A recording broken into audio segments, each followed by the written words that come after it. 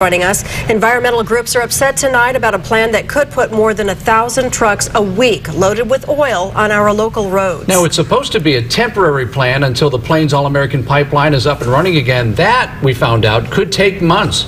News Channel 3 senior reporter John Palmentary broke this story last night. He joined us live overlooking Highway 101 in Santa Barbara. And John, EXXON's request could be decided early next week.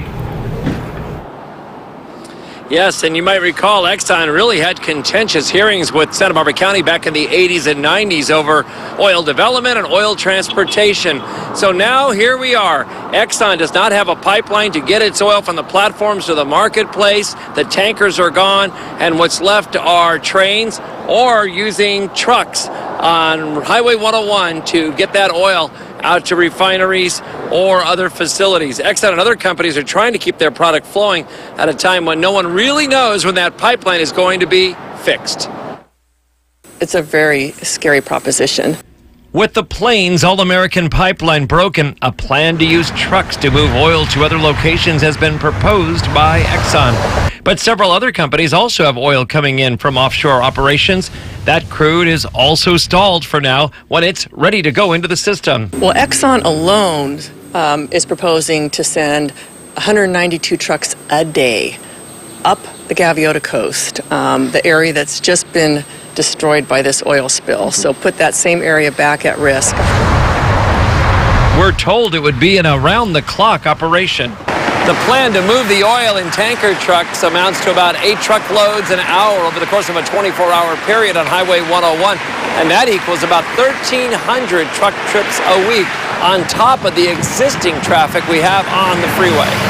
EXXON made its trucking request to the county because the pipeline repair plan could be months. We will be looking at alternative means of transportation. It's been done in the past.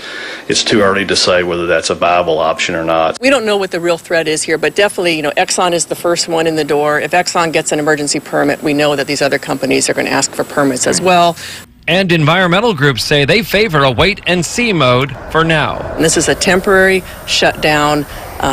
We think the safest thing to do is just to wait till the pipeline is fixed, because trucking will only exacerbate the problems. It'll only make this situation go from bad to worse. The oil transportation plan could be decided early next week by the county.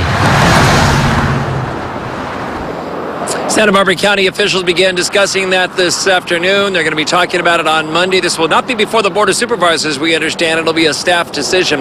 The Western States Petroleum Association is quick to point out for every 1 million gallons of oil California is not getting locally, it has to have that imported from other sources, and they favor EXXON and the other companies finding a way to get their product to the marketplace if the pipeline is broken. We'll continue to follow this story very closely for you at the start of next week. Reporting live overlooking Highway 101 this evening, I'm John Palmentary, News Channel 3. Okay.